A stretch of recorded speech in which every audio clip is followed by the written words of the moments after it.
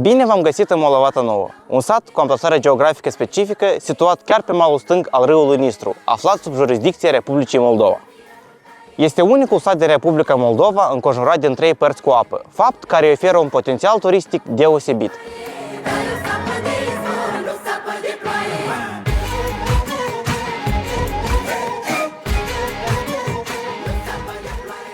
Accesul în localitate se realizează pe 2 căi, terestră și acvatică. Pe calea terestră, drumul presupune traversarea unui post în regiunea transnistreană.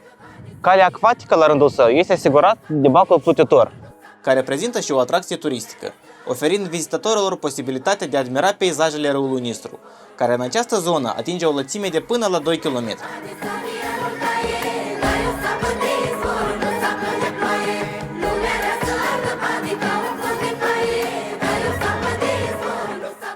Molovata Nouă se află într-un proces de dezvoltare continuă, prin implementarea mai multor proiecte europene.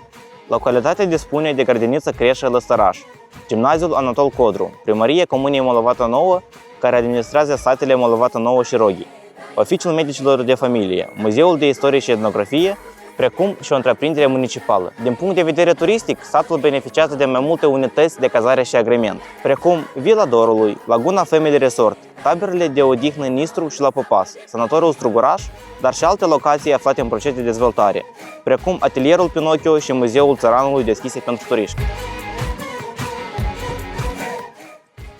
Localitatea se bucură de peisaje naturale deosebite în toate anotimpurile, incluzând pădurea de pini și zona deltei râului Nistru.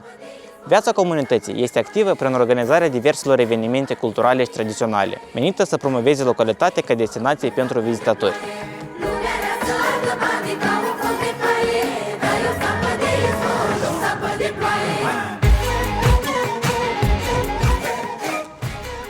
Mă numesc Sandu Gazea și asta a fost comunitatea mea, Molovata Nouă.